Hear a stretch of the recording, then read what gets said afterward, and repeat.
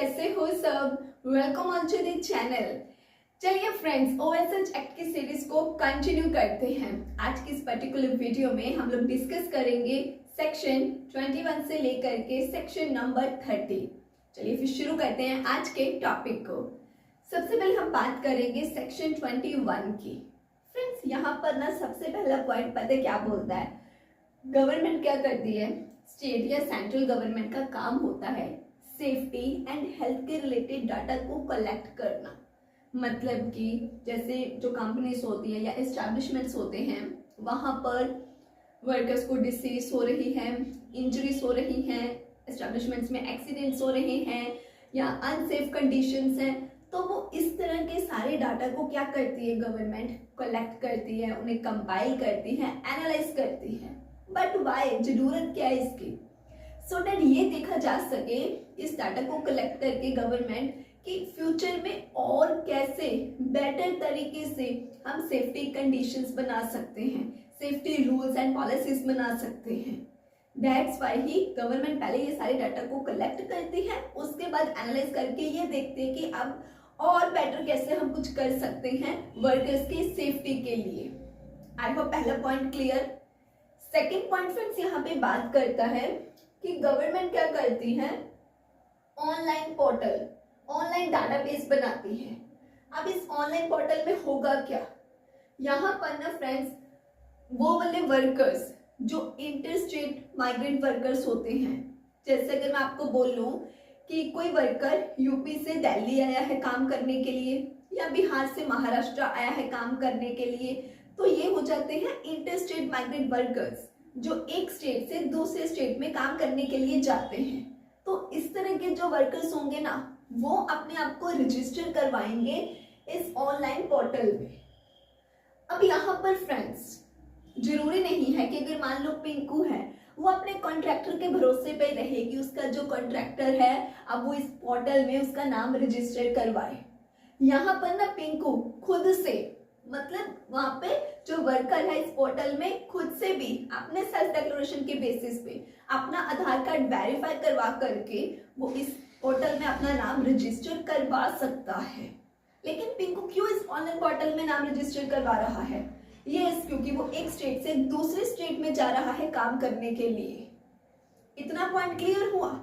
अच्छा, अभी पता फ्रेंड्स क्या है? ये जो पिंकू है ना, ये यूपी से मान लीजिए महाराष्ट्र जा रहा है एक XYZ कंपनी में काम करने के लिए। लेकिन अगर मैं आपको बोल लूं कि जो टोमो है वो भी यूपी से महाराष्ट्र जा रहा है, मतलब वो भी दूसरे स्टेट में काम करने जा रहा है, टोमो भी, लेकिन ये जो टोमो है ना, ये किसी कंपनी में या किसी एस्टैब्लिशमेंट के अंडर काम करने नहीं जा रहा, ये जा रहा है खुद अपना ही काम करने। मतलब कि अगर मैं बात करूं आपसे सेल्फ एम्प्लॉयड माइग्रेंट वर्कर्स की, मतलब यहाँ पर टोमो हो सकता है यूपी से महाराष्ट्र अपनी कोई शॉप खोलने जा रहा है, मतलब सेल्फ एम्प्लॉयड, वो खुद ही काम करेगा, किसी के अंडर काम करने नहीं जा रहा। तो क्या इस तरह के जो वर्कर्स हैं वो इस पोर्टल में अपना नाम रजिस्टर करवा सकते हैं? आपको क्या लगता है? यस, बिल्कुल करवा सकते हैं। तो मैंने अभी आपको यहाँ पे 2 एग्जांपल्स दी थी। एक में पिंकू जो कि यूपी से महाराष्ट्र एक XYZ कंपनी में काम करने जा रहा है। मुझे बताइए क्या वो इस पोर्टल में नाम रजिस्टर करवा सकता है? यस। दूसरे एग्जांपल में टोमो यूपी से महाराष्ट्र अपनी खुद की शॉप खोलने जा रहा है, क्या ये यहाँ पे पोर्टल में नाम रजिस्टर करवा सकता है? यस। तो इसका मतलब क्या हुआ? बेशक कोई कहीं कंपनी या एस्टैब्लिशमेंट में काम करने जा रहा हो या बेशक कोई दूसरे स्टेट में खुद अपना ही काम करने जा रहा हो, दोनों तरह के बंदे ही अपना इस पोर्टल में नाम रजिस्टर करवा सकते हैं।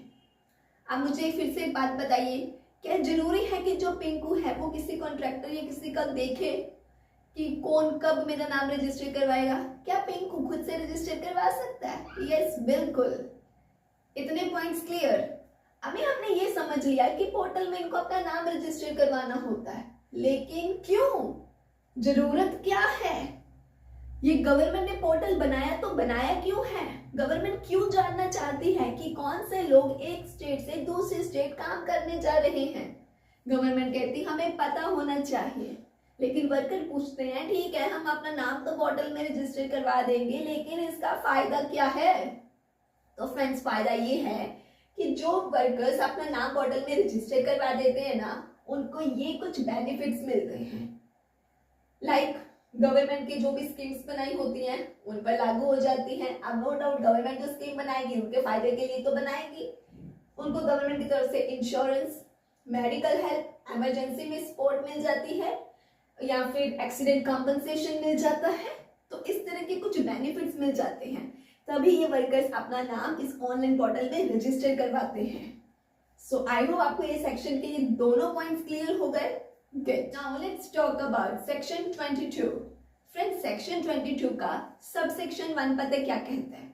अगर मान लीजिए जो गवर्नमेंट है ना, गवर्नमेंट कहती है कि ये वाली जो एस्टैब्लिशमेंट है ना, इसमें सेफ्टी कमेटी का होना जरूरी है। फ्रेंड्स किसका होना जरूरी है?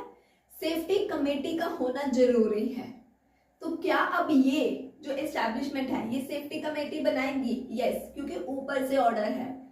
लेकिन अब नेक्स्ट एक और बात कि इस कमेटी में कौन कौन होगा? फ्रेंड्स ये कमेटी में ना एम्प्लॉयर साइड के रिप्रेजेंटेटिव्स भी होंगे एंड एम्प्लॉयज के रिप्रेजेंटेटिव्स भी होंगे।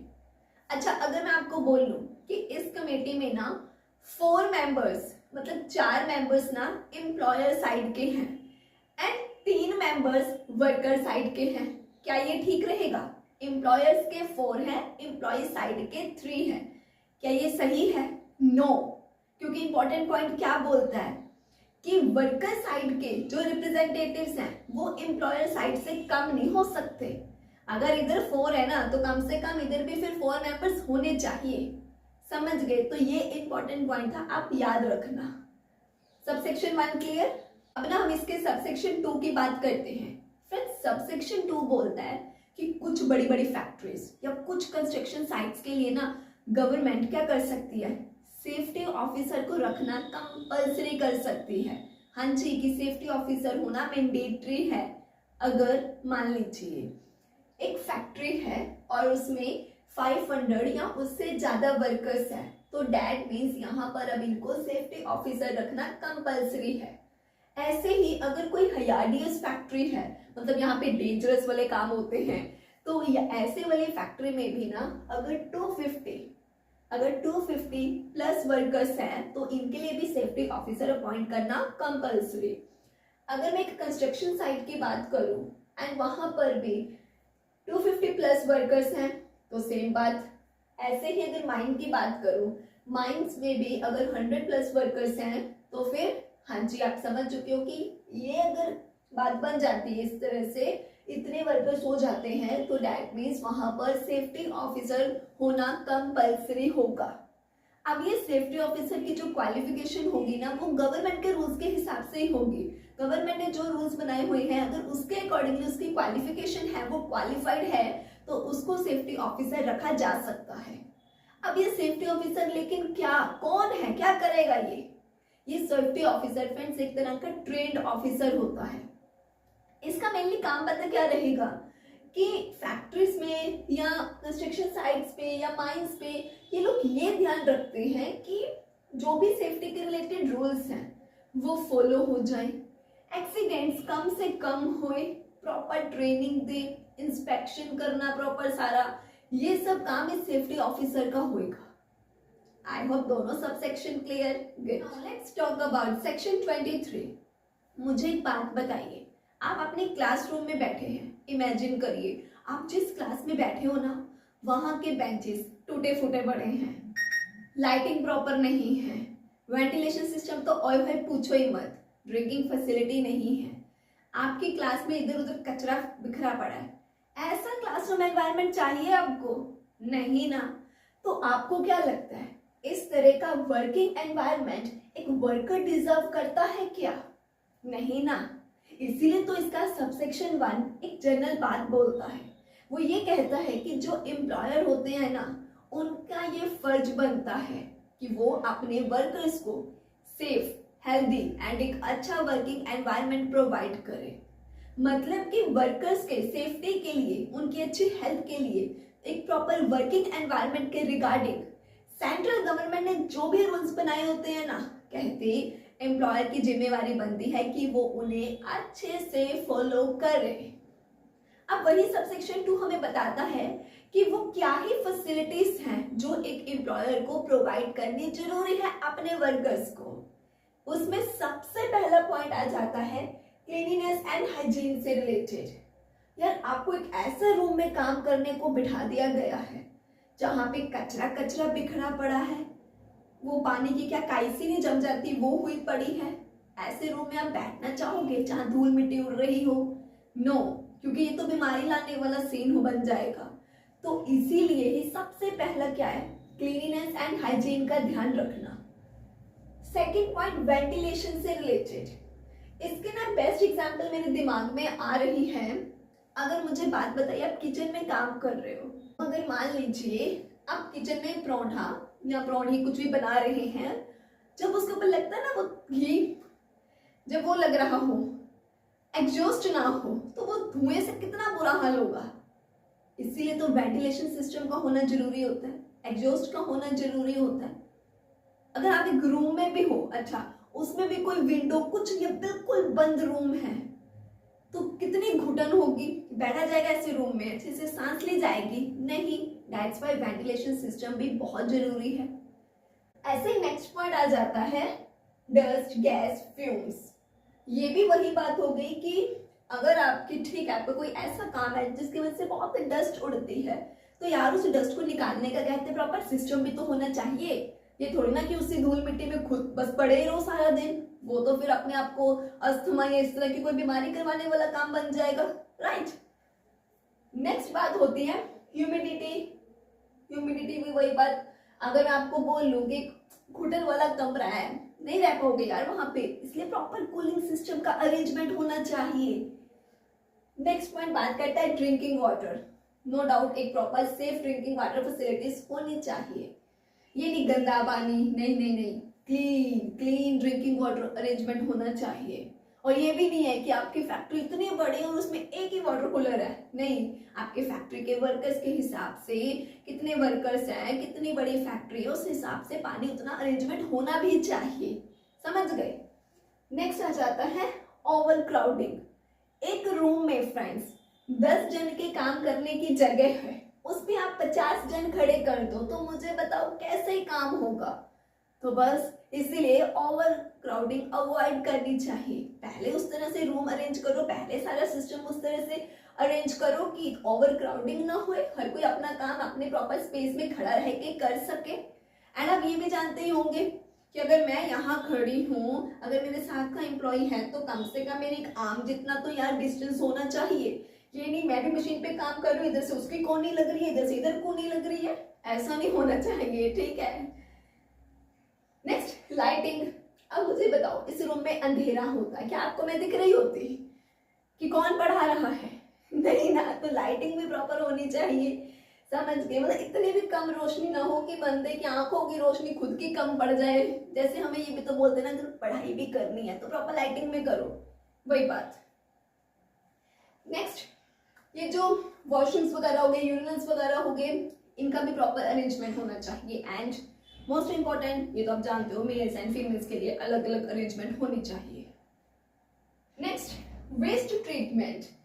अगर आपको लगता है क्या हर इंडस्ट्री, हर फैक्ट्री का एक वेस्ट तो होता ही है। आप जानते हो कि जो गवर्नमेंट ने एक मैनर बनाया होता है कि इस मैनर में आप अपने इंडस्ट्रीज के, फैक्ट्रीज के वेस्ट को डिस्पोज कर सकते हो, तो आपको वही मैनर फॉलो करना होता है। ये नहीं कि अपनी इंडस्ट्री का गंद उठाया, एक अच्छी भली चंगी भले किसी रिवर में फेंक दिया, नहीं, ये काम नहीं होना चाहिए, ठीक है। तो मतलब अपने फैक्ट्रीज के, इंडस्ट्रीज के वेस्ट को डिस्पोज करने का भी एक प्रॉपर तरीका होना चाहिए।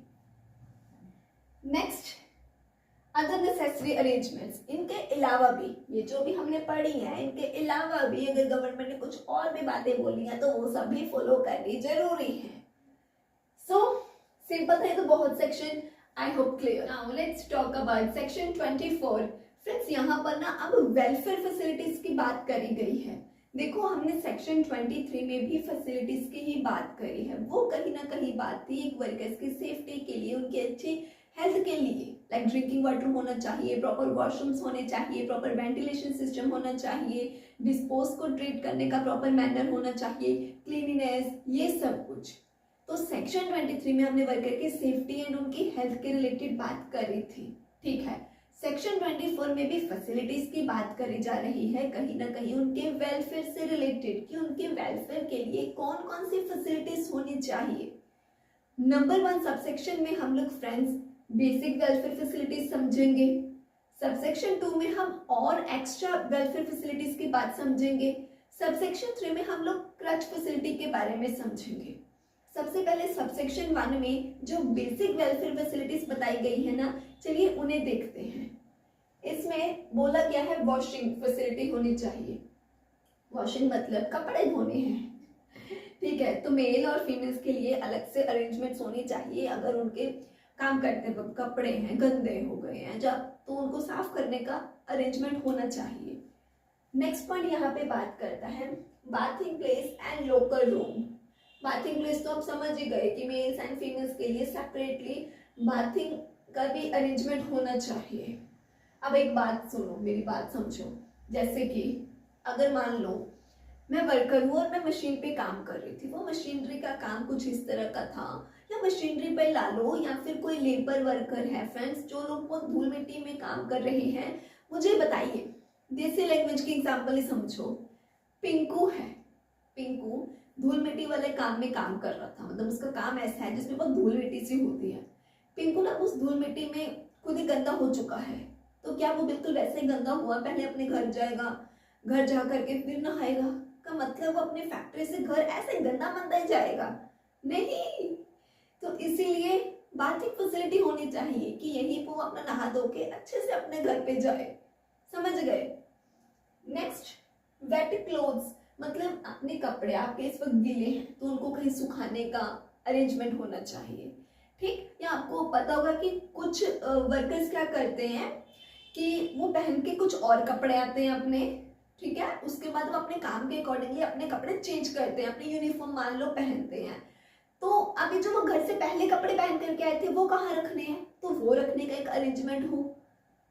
समझ गए? या फिर उनकी यूनिफॉर्म थी, क्योंकि वो अपने उस जगह पे रखते हैं जो उनको प्रोवाइड करी गई थी।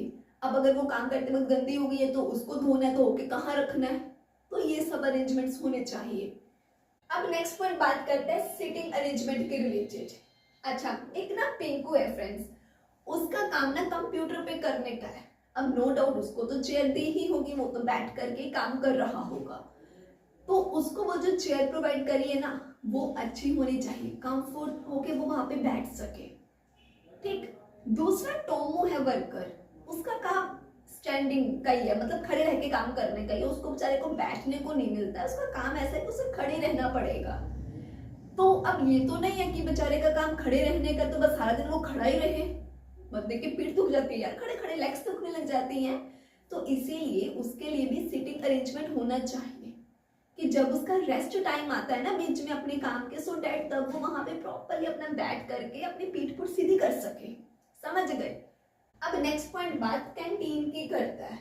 अगर मान लीजिए फ्रेंड्स एक एक्सपेक्टेड एस्टैब्लिशमेंट है, उसमें 100+ वर्कर्स हैं, तो वहां पर तो अब कैंटीन फैसिलिटी प्रॉपरली होनी ही चाहिए। अब कैंटीन में भी नो डाउट जो खाना है, जो भी फूड होगा वो अच्छी क्वालिटी का ही होना चाहिए, एंड कैंटीन में भी प्रॉपर साफ सफाई होनी चाहिए। वहां पे भी जो सीटिंग अरेंजमेंट्स होंगे वो भी अच्छे से होनी चाहिए। नेक्स्ट पॉइंट बात करता है माइंस के रिलेटेड। अगर माइंस में कोई बंदा काम करता है तो जॉब से पहले एंड जॉब के टाइम पर भी टाइम टू टाइम उस बंदे के मेडिकल टेस्ट का प्रॉपर अरेंजमेंट होना चाहिए। नेक्स्ट पॉइंट बात करता है फर्स्ट एड के रिलेटेड। हर फैक्ट्री में, हर एस्टैब्लिशमेंट में कहते हैं फर्स्ट एड बॉक्स होना चाहिए। अब उसमें तो बैंडेज होगी, डेटॉल हो गया, ये सब होना चाहिए, ठीक है। नेक्स्ट, अदर वेलफेयर फैसिलिटीज जो भी गवर्नमेंट ने बता रखी है वो सब के सब होनी चाहिए। तो ये तो थे फ्रेंड्स कुछ बेसिक फैसिलिटीज। अब हम थोड़ी और एक्स्ट्रा स्पेशल वेलफेयर फैसिलिटीज की बात करते हैं। ये एक्ट ना मुझको फैक्ट्री एक्ट की याद दिला रहा है। अगर ना फ्रेंड्स आप लोगों को फैक्ट्री एक्ट की वीडियोस पे देखनी है ना, तो उसकी भी प्लेलिस्ट बन रखी है।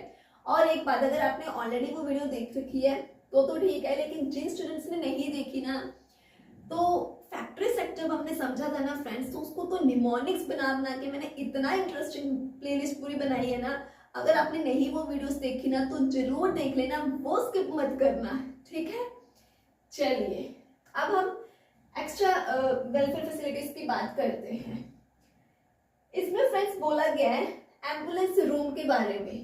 अगर तो एक एस्टैब्लिशमेंट है उसमें 500 प्लस वर्कर्स हैं, फिर तो कहते हैं एम्बुलेंस रूम होना चाहिए। वैसे तो हमने बेसिक क्या समझी थी फैसिलिटी कि फर्स्ट एड बॉक्स होना चाहिए, लेकिन अगर कहते हैं आपके यहाँ 500 या 500 से ज्यादा वर्कर है ना, तो इतना सा फर्स्ट एड बॉक्स क्या करेगा, प्रॉपर एम्बुलेंस रूम ही होना चाहिए, समझ गए।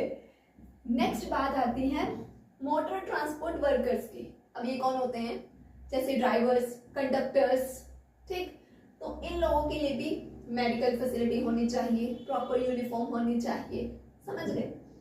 Next rest and lunch room. अगर आप 50 या 50 से प्लस वर्कर्स हैं तो प्रॉपर एक रेस्ट रूम होना चाहिए, एक लंच रूम होना चाहिए, एंड ये भी इंपॉर्टेंट है कि ये सेपरेट होना चाहिए फीमेल्स एंड मेल्स के वर्कर्स के लिए। नेक्स्ट, अगर एक एस्टैब्लिशमेंट में 250 प्लस वर्कर्स हैं, फिर तो कहते हैं आपको वेलफेयर ऑफिसर रखना पड़ेगा, समझ गए। ऐसे ही अगर कोई कंस्ट्रक्शन वर्कर है तो उसको फ्री हाउसिंग प्रोवाइड करनी पड़ेगी। अब इसमें एक पॉइंट है, ध्यान से समझना। देखो फ्रेंड्स, कंस्ट्रक्शन वर्कर पिंकू भी है एंड टोमू भी है, समझे। Pinku construction worker direct employer के अंडर ही काम कर रहा है, वो कंस्ट्रक्शन वर्कर है, उसको फ्री हाउसिंग प्रोवाइड करनी पड़ेगी। उसके साइट के पास तो जैसे भी आपको देनी पड़ेगी हाउसिंग उसको प्रोवाइड। टोमू भी वर्कर है, लेकिन वो एक कॉन्ट्रैक्टर के थ्रू आया है। अब आपको क्या लगता है, टोमू तो कॉन्ट्रैक्टर के थ्रू काम पे आया है कंस्ट्रक्शन साइट पे, क्या इसको फ्री हाउसिंग मिलेगी? यस, इसको भी फ्री हाउसिंग मिलेगी, लेकिन अब इसके हाउसिंग का खर्चा कौन उठाएगा, एम्प्लॉयर या कॉन्ट्रैक्टर? कॉन्ट्रैक्टर, जो प्रिंसिपल एम्प्लॉयर है ना, वही फिर उसके भी हाउसिंग का खर्चा उठाएगा, टोमू के भी। तो ये पॉइंट भी क्लियर। नेक्स्ट पॉइंट आता है अदर मैटर्स। और भी जो एक्स्ट्रा मतलब स्पेशल वेलफेयर फैसिलिटीज अगर गवर्नमेंट ने कुछ बोली है तो वो भी माननी पड़ेंगी। दो सबसेक्शंस क्लियर। सबसेक्शन 3 बात करता है क्रच फैसिलिटी के रिलेटेड। अगर कहते आपके यहाँ 50 प्लस वर्कर्स काम करते हैं, बेसिकली आप क्रच से रिलेटेड तो समझ ही गए होंगे बात। क्रच मतलब क्या, छोटे बच्चों के लिए जो फैसिलिटी प्रोवाइड करी जाती है।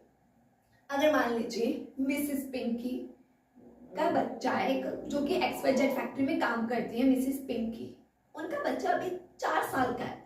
फ्रेंड्स, यहाँ पे वो जो बच्चे हैं ना, जो किड्स हैं, वो 6 ईयर से कम की उम्र के होने चाहिए। अब मिसिस पिंकी कहती हैं या तो मुझे जॉब छोड़नी पड़ेगी अपने बच्चे को संभालने के लिए क्योंकि कोई और नहीं है, तो लेकिन मिसिस पिंकी इतनी अच्छी एम्प्लॉई है तो उनको बोला गया अरे नहीं, आपको जॉब नहीं छोड़नी है, हम आपको साथ में क्रच फैसिलिटी प्रोवाइड करते हैं। मतलब क्या, मिसेस पिंकी का वो जो 4 साल का बच्चा है ना, वो उस क्रच में रहेगा। वहां पर प्रॉपर एक्सपीरियंस्ड ट्रेंड जो एक होगी लेडी टाइप जो रखते हैं ये लोग, वो उसका प्रॉपर ध्यान रखेंगे उस बच्चे का। उसको टाइम टू टाइम उसको मतलब कुछ भी खाने पीने को देना है या जैसा भी उसका ध्यान रखना है, सब वो रखेंगे। तो ये क्रच फैसिलिटी प्रोवाइड करी जाती है फीमेल वर्कर्स के बच्चों का ध्यान रखने के लिए। क्लियर? सो आई होप ये सेक्शन अच्छे से क्लियर हो गया। Now let's talk about section 25। Friends, section 25 के सबसेक्शन 1 में ना हमने 3 पॉइंट्स समझने हैं। सबसे पहला पॉइंट बहुत बेसिक है, वो ये है, हम जानते हैं कि कोई भी एस्टैब्लिशमेंट में वर्कर अगर काम करता है ना तो वो 8 घंटे 8 आवर्स से ज़्यादा काम नहीं करेगा, एंड इसमें भी उसको रेस्ट, बीच में ब्रेक मिलना जरूरी होता है। तो पहला पॉइंट तो बेसिक था, क्लियर। सेकेंड पॉइंट बात करता है माइंस वर्कर की। कौन से वाले माइन वर्कर? जो कि अंडरग्राउंड वर्क करते हैं। माइंस में जो बंदा अंडरग्राउंड वर्क करता है ना, उसके लिए फ्रेंड्स ये जो टाइम है ना, ये गवर्नमेंट अलग से फिक्स करती है। यहाँ पर जो जैसे नॉर्मली हम जानते हैं कि 8 घंटे से ज़्यादा काम नहीं कर सकते, लेकिन यहाँ पे अंडरग्राउंड माइंस के केस में वो टाइम पीरियड 8 से कम भी हो सकता है। मतलब कि हो सकता है गवर्नमेंट 6 आवर्स फिक्स कर दे कि अंडरग्राउंड काम करने वाला जो माइन में बंदा है वो 6 घंटों से ज़्यादा काम नहीं कर सकता। तो ये जस्ट मैं एग्जाम्पल दे रही हूँ आपको समझाने के लिए कि यहाँ पे गवर्नमेंट 8 घंटों से कम का टाइम भी इनके लिए फिक्स कर सकती है। तो एग्जाम्पल फिर से सुन लो, पिंकू एक फैक्ट्री में काम करता है, वो 8 घंटे से ज्यादा काम नहीं करेगा। टोमो माइंस में, अंडरग्राउंड माइन में काम करता है। अब जरूरी नहीं है कि इसके लिए भी ये सेम रूल है कि ये भी 8 घंटे से ज्यादा काम नहीं करेगा। हो सकता है ये क्योंकि अंडरग्राउंड माइन में काम करने वाला वर्कर है तो इसके लिए गवर्नमेंट 6 घंटे 5 घंटे कुछ भी फिक्स किया हो सकता है। समझ गए? नेक्स्ट बात, ये जो भी माइन वाला वर्कर होगा ना फ्रेंड्स, ये शिफ्ट सिस्टम में काम करेगा। ये लगातार लंबे समय तक काम नहीं करेगा, ये शिफ्ट सिस्टम में काम करेगा। जैसे मान लीजिए पहली शिफ्ट का टाइमिंग है 6 AM to 12 PM। अब पिंकू काम कर रहा था पहली शिफ्ट में 6 AM से 12 PM। तो जैसे ये शिफ्ट कंप्लीट हो जाएगी ना, कहते पिंकू जाएगा अब घर अपने। अब दूसरी शिफ्ट में दूसरा ही बंदा आएगा। ऐसा नहीं है कि पिंकू ही शिफ्ट 1 शिफ्ट 2 दोनों में काम कर रहा है, नहीं। एक शिफ्ट में एक बंदा जाएगा, दूसरी शिफ्ट में दूसरा नया एम्प्लॉय आएगा काम करने के लिए। तो ये लोग शिफ्ट सिस्टम में काम करते हैं। Third point, register rule. लेकिन यहाँ पर कहते माइंस में वही वर्कर काम करेगा जिसका नाम रजिस्टर्स में रजिस्टर्ड हो रखा है। अगर पिंकू का नाम रजिस्टर में नहीं है तो वो काम नहीं कर सकता। अगर पिंकू का नाम रजिस्टर में प्रॉपर रजिस्टर्ड हो चुका है तो वो काम कर सकता है। क्लियर? अब हम यहाँ पे सबसेक्शन 2, अब हम यहाँ पे, तो आपको पहला पॉइंट क्लियर हुआ था जो कि नॉर्मल वर्कर्स की बात करी गई थी, 8 घंटे से ज्यादा काम नहीं कर सकते। सबसेक्शन 2 के सेकंड पॉइंट में हमने माइंस वर्कर के रिलेटेड बात समझ ली, ठीक है। अब सबसेक्शन 1 में हम थर्ड पॉइंट में मोटर ट्रांसपोर्ट वर्कर्स की बात समझेंगे, मतलब कि ड्राइवर्स की, कंडक्टर्स की, इनके रिलेटेड बात को समझेंगे।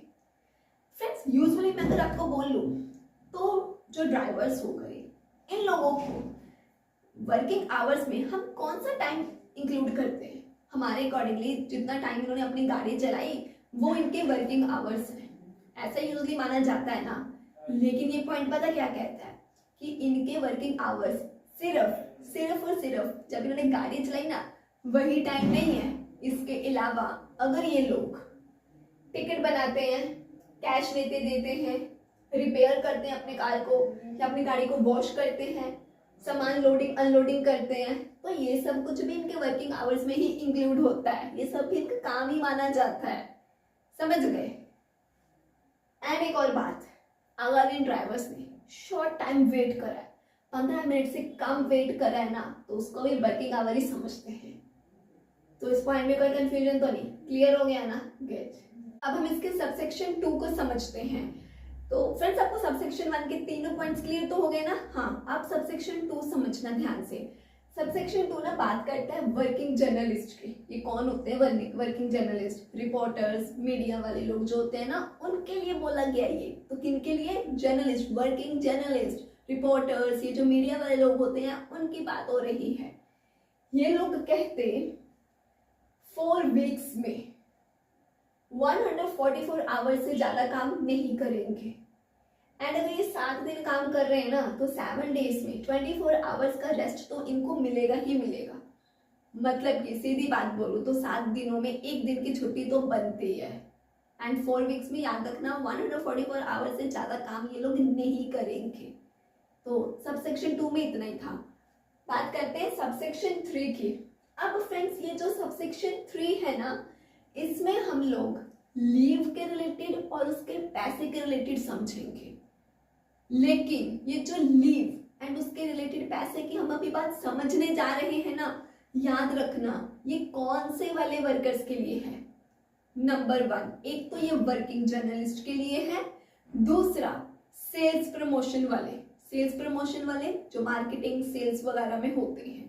तो यही 2 जन के लोगों के लिए अभी हम ये लीव रूल को समझेंगे। तो ये बात याद रखना कि ये कौन से 2 लोगों की बात हो रही है, मेरे को बताओ जल्दी से। हाँ जी, एक वर्किंग जर्नलिस्ट की और दूसरे कौन से? सेल्स प्रमोशन वाले लोगों की। इनके लिए अब हम ये लीव रूल सबसेक्शन 3 में समझने जा रहे हैं। तो इसमें सबसे पहला पॉइंट बोलता है हर 11 दिन पर 11 डेज पर इनको 1 पेड लीव मिलेगी। मतलब 11 डेज हो गए, उसके बाद क्या इनको एक पेड लीव मिलेगी। तो डैट मीन्स अगर पिंकू ने 110 डेज वर्क करा है तो उसको कितनी पेड लीव्स मिली?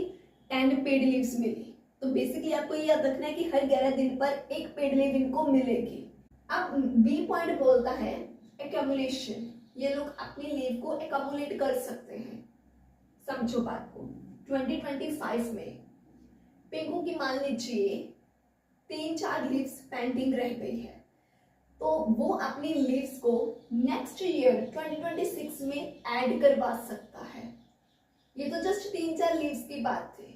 अगर मान लीजिए पिंकू की टोटल 15 लीव्स बनती थी और 10 लीव पेंडिंग थी, तो आपको क्या लगता है वो नेक्स्ट ईयर में 10 लीव्स जो है वो ऐड करवा सकता है? फ्रेंड्स, अब ये करवा सकता है कि नहीं, ये जो लिमिट होती है ना कि आप कितनी लीव्स को आगे फर्दर नेक्स्ट ईयर में ऐड कर सकते हो अगर आपके पीछे ईयर की पेंडिंग पड़ी है, ये लिमिट गवर्नमेंट डिसाइड करेगी। हाँ, ऐसा मतलब हो सकता है, लेकिन कितनी लिमिट ये गवर्नमेंट डिसाइड करेगी। नेक्स्ट पॉइंट बात करते हैं लीव एनकैशमेंट की। मतलब कि मान लीजिए पिंकू की 5 लीव्स पेंडिंग है। अब यहाँ पे पिंकू अपने उस लीव का पैसा ले सकता है कि मेरी वो जो 5 लीव्स पड़ी है मुझे उसका पैसा दे दीजिए। समझ गए? नेक्स्ट बात करते हैं जॉब लीव के रिलेटेड।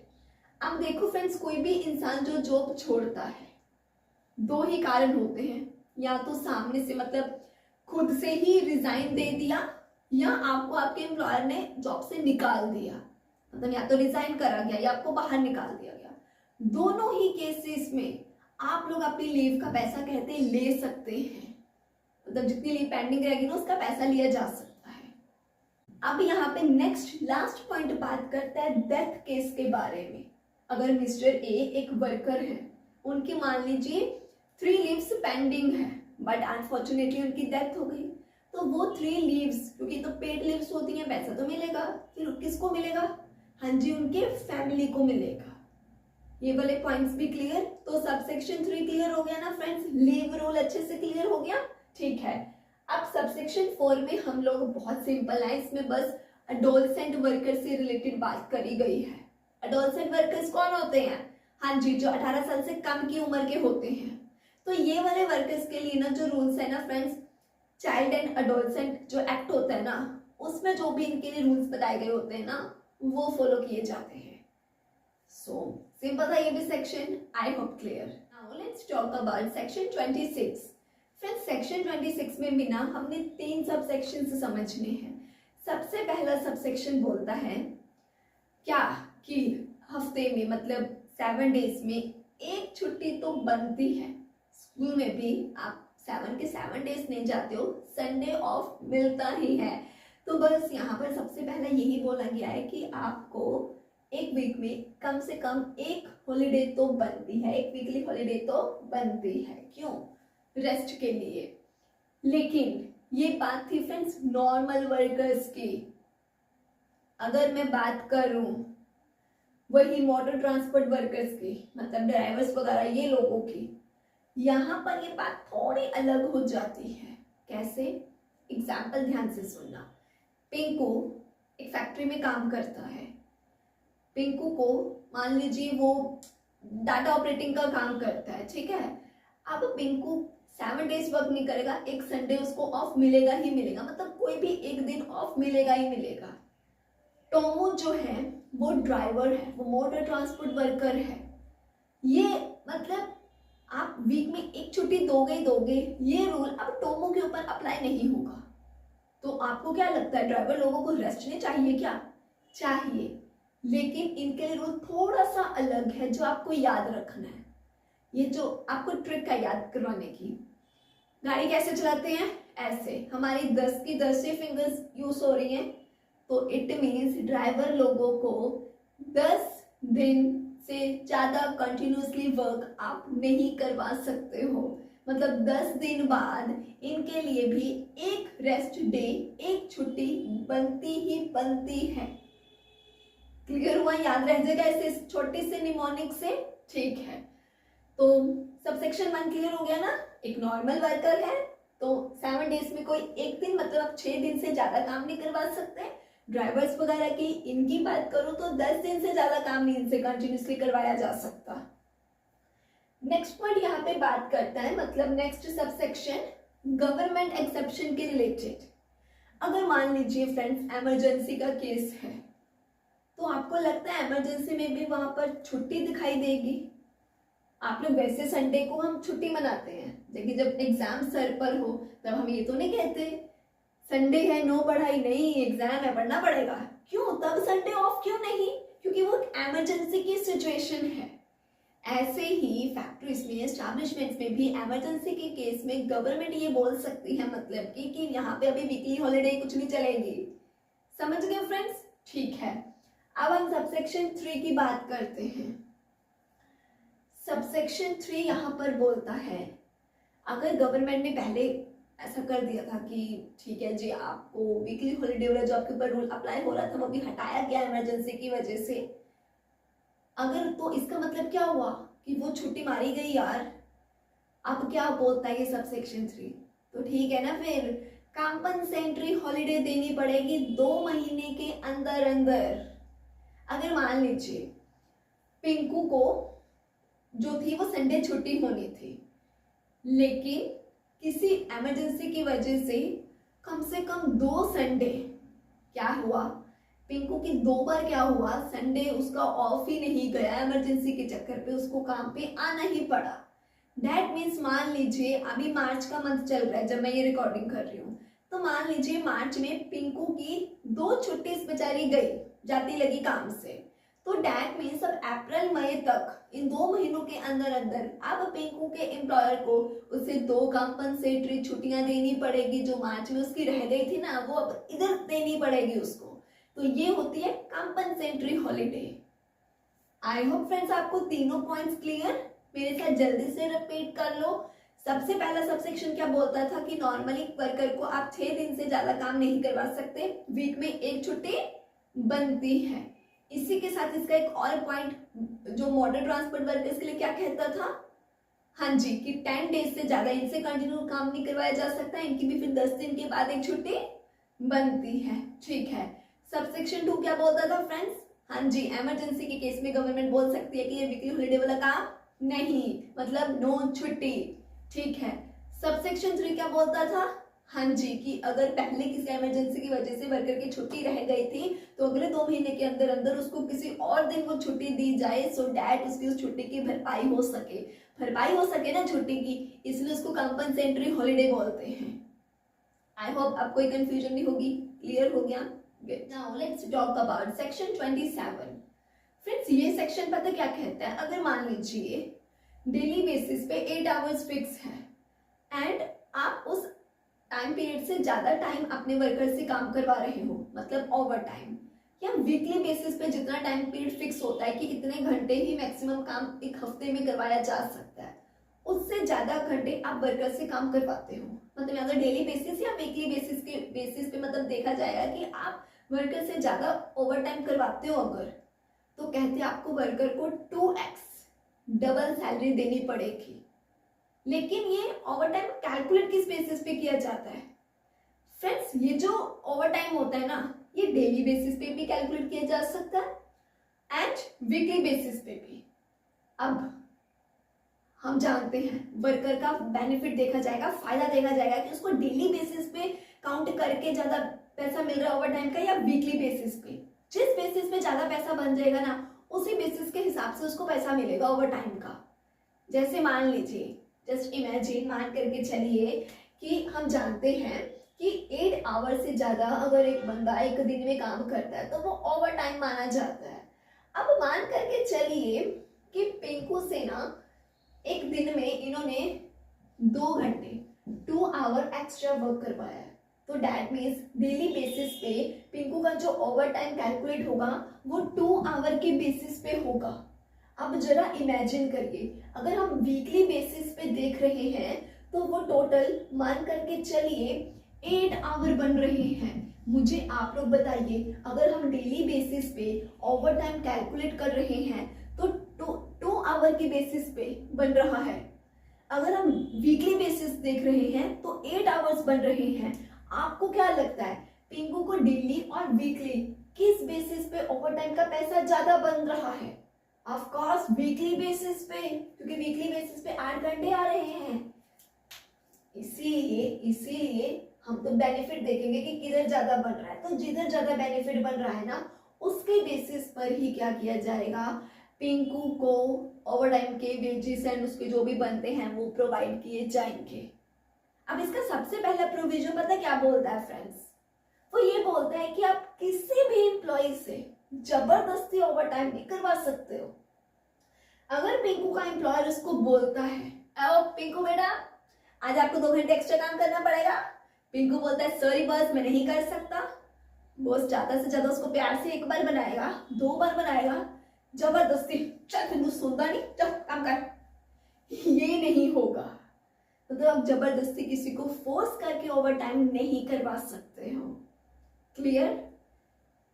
नेक्स्ट यहाँ पे प्रोविजो बोलता है, यहाँ पर गवर्नमेंट ने फ्रेंड्स ओवरटाइम की भी एक लिमिट सेट की होती है। जस्ट इमेजिन कर लीजिए, हम जानते हैं कि नॉर्मली तो 8 घंटे ही होते हैं मैक्सिमम। मान लीजिए गवर्नमेंट कहती है कि आप 12 घंटों से ज्यादा ओवरटाइम नहीं करवा सकते हैं। अगर एम्प्लॉयर 12 घंटों से ज्यादा, मान लीजिए 18 घंटे ओवरटाइम करवा रहा है, 18 घंटे वो काम करवा रहा है, ये फिर गलत हो जाएगा। क्यों? क्योंकि अगर आपको ओवर टाइम करवाना वर्कर से अलाउड है तो इसका मतलब ये नहीं कि उससे इतना ओवर काम करवा लो कि उसकी हेल्थ पे ही कुछ नुकसान बन जाए, कि उसकी हेल्थ ही रिस्क पर आ जाए, मतलब उसकी सेहत थोड़ा बिगाड़नी है। तो इसीलिए गवर्नमेंट क्या करती है फ्रेंड्स, एक लिमिट फिक्स कर देती है कि अगर आपने किसी वर्कर से ओवर टाइम भी करवाना है ना तो वो भी कितनी लिमिट तक आप करवा सकते हो, तो बस उतने ही घंटे तक आप फिर काम करवा सकते हो, ओवर उससे ज्यादा एक्सीड नहीं टाइम हो सकता। आई होप आपको ये सेक्शन भी अच्छे से क्लियर हो गया। Now let's talk about section 28। Important है फ्रेंड्स, देखो ये सेक्शन छोटा सा है लेकिन इंपॉर्टेंट है, तो ध्यान से सुनना। फ्रेंड्स यहाँ पर पता क्या हो रहा है, देखो मुझे एक बात बताना, अगर एक बंदा है वो रात के 8 बजे से लेकर के 8 PM से 4 AM, रात के 8 बजे से लेकर सुबह के 4 बजे तक काम कर रहा है, मतलब बीच में रात के 12 भी बज गए। यूजुअली अगर हम लोग एक लेमैन की लैंग्वेज में समझे, मतलब लॉ के अकॉर्डिंगली नहीं, एक आम देसी भाषा में समझे, तो हम लोग रात के 12 बजे के बाद क्या करते हैं, हैप्पी बर्थडे। क्यों बोलते हैं रात के 12 बजे के बाद? क्योंकि हमारे अकॉर्डिंगली अगला दिन चढ़ गया है। तो मतलब अगर पिंकू रात के 8 बजे से लेकर के सुबह के 4 बजे तक काम करता है, अगर हम देसी लैंग्वेज में समझे, आम लोगों की, आम जनता की भाषा में, तो जब 8 रात के बजे, उसके बाद जैसे ही 12 बजे हमारे अकॉर्डिंगली मंडे खत्म और 12 बजे के बाद ट्यूसडे शुरू हो गया, हमारे अकॉर्डिंगली तो ऐसा ही है ना। लेकिन लॉ के हिसाब से ऐसा नहीं है। लॉ यहाँ पर क्या बोलता है, वो ये बोलता है कि अगर पिंकू की शिफ्ट रात के 8 बजे से लेकर के सुबह के 4 बजे तक की थी तो हम 12 बजे के बाद उसको कोई न्यू दिन नहीं मानेंगे, हम ये पूरे टाइम पीरियड को एक ही दिन मान करके चलेंगे। मतलब रात के 8 बजे से लेके 12 बजे तक नॉर्मल लोग मंडे बोलेंगे, जैसे ही 12 बजेंगे उसको ट्यूसडे बोल देंगे। नहीं, लो यहाँ पर कहता है 8 बजे से लेके 4 बजे तक को हम मंडे का मंडे ही बोलेंगे। तो कानून फ्रेंड्स यहाँ पे इसको ट्यूसडे कब बोलेगा, वो तब बोलेगा यहाँ पर लो जब 4 बजे के बाद पिंकू की शिफ्ट खत्म हो जाएगी ना, तो वो शिफ्ट खत्म होने के बाद उसको नेक्स्ट डे मानता है। आई होप आपको क्लियर हुआ। तो यहाँ पर ऐसे केस में अब हम एक और इम्पोर्टेंट पॉइंट समझेंगे। हम लोग जानते हैं कि यूजुअली वीक में एक हॉलीडे बनती है। अब यहाँ पर फिर छुट्टी कब मिलेगी, क्योंकि यहाँ पर friends low 8 PM to 4 AM एक प्रॉपर एक दिन ही मान के चल रहा है, मंडे ही मान के चल रहा है। तो अगर छुट्टी देनी है तो 4 AM, जब सुबह के 4 बजे शिफ्ट खत्म हो गई ना, तो शिफ्ट खत्म होने के बाद 24 आवर्स तक फिर उसको एक दिन रेस्ट डे मान लिया जाता है, मतलब हफ्ते में एक दिन जो भी। तो मतलब कि जब 4 बजे सुबह की शिफ्ट खत्म होगी ना, तो अगले दिन के 4 बजे तक वो पूरा एक दिन माना जा रहा है और उसको हम रेस्ट डे बना देते हैं। ठीक है, तो हफ्ते में जब हमने कोई एक दिन काउंट करना है ना, कि कब काउंट करें कि उसका एक दिन हो गया है, ये जब शिफ्ट खत्म हुई, शिफ्ट खत्म होने के 24 आवर्स तक हम एक दिन मानते हैं। I hope clear. लेकिन इस सेक्शन में किसी को कोई भी कंफ्यूजन हो तो कमेंट करके बेझिझक पूछ सकते हैं। चलिए हम नेक्स्ट सेक्शन की बात करते हैं। Now let's talk about section 29। Friends section 29 ना अब ओवरलैपिंग के रिलेटेड बात करता है। ओवरलैपिंग बोले तो ओवरलैपिंग का मतलब है, अच्छा मैं आपको एक देसी लैंग्वेज में एग्जांपल देती हूँ। मैं इस वक्त आपको न्यू लेबर कोड्स पढ़ा रही हूँ, राइट। सेम टीचर मतलब इसी सब्जेक्ट को पढ़ाने वाले ही एक ही टाइम पर यहाँ पर एक और आकर के खड़ जाए, हम दोनों एक साथ शुरू हो जाए बोलना, आपको पता नहीं चलेगा बोल कौन क्या रहा है, किसको सुनना है किसको नहीं सुनना है। क्यों? कि कंफ्यूजन से क्यों क्रिएट हो जाएगी, कितना मैस क्यों क्रिएट हो जाएगा? ओवरलैपिंग की वजह से। तो इसीलिए कहते हैं ओवरलैपिंग अलाउड नहीं है। मतलब सेम टाइम पर सेम काम करने वाले दो अलग अलग ग्रुप्स एक ही टाइम में एक साथ इकट्ठे नहीं होंगे। तो हर कोई अपनी अलग अलग शिफ्ट में आएगा। जैसे मान लीजिए एक शिफ्ट 8 बजे से लेकर 4 बजे तक की है, ठीक है। तो ये शिफ्ट जैसे खत्म हो जाएगी इसके वर्कर्स चले जाएंगे, फिर न्यू शिफ्ट पे न्यू वर्कर्स आएंगे। बस इतना सिंपल मीनिंग था, आई होप क्लियर। लेकिन इसका नेक्स्ट पॉइंट बोलता है कभी कभी इमरजेंसी आ जाती है, कुछ सिचुएशंस ऐसी बन जाती है, जैसे मान लीजिए अभी इस वक्त मैंने आपको पढ़ाना नहीं है, आपका टेस्ट चल रहा है, ये ऑफलाइन क्लास है, आपका टेस्ट चल रहा है, मुझसे अकेले से सुपरवाइज नहीं हो रहा, तब मैं अपने ही एक और टीचर को बुला सकती है, आइए आप भी साथ में सुपरवाइज करिए। अभी तो सेम रूम में 2 टीचर्स हैं, लेकिन अब सिचुएशन बदल गई। अब इस ऐसे सिचुएशन में, अब इस इमरजेंसी के केस में 2 टीचर्स हो सकते हैं। तो ऐसे ही कभी कभी कुछ अर्जेंट प्रोडक्शन करनी जरूरी होती है, अर्जेंट इमरजेंसीज के केसेस में थोड़ा बहुत ओवरलैपिंग चलता है, तो उसके रिलेटेड एक गवर्नमेंट रूल सेट करती है। बट अदरवाइज ओवरलैपिंग अलाउड नहीं होती है, हर कोई अपने अपने शिफ्ट पे अलग अलग टाइम पे ही आके काम करेगा। क्लियर? अब एक और बात, माइंस के रिलेटेड जो भी ओवरलैपिंग के रूल्स होते हैं ना फ्रेंड्स, वो अलग से होते हैं। तो वो ये वाला रूल जो भी हमने पढ़ा उस पर ये अप्लाई नहीं होता, उसके अपने अलग से रूल्स बने होते हैं माइंस के रिलेटेड, वहां पे वो फॉलो किए जाते हैं। आई होप आप लोगों ने माइंडसेट की सीरीज पे देखी होगी फ्रेंड्स, उसकी भी फुल प्लेलिस्ट बन रखी है, तो अगर आपको माइंडसेट की वीडियोस भी देखनी है तो आप देख सकते हो। Let's talk about section 30।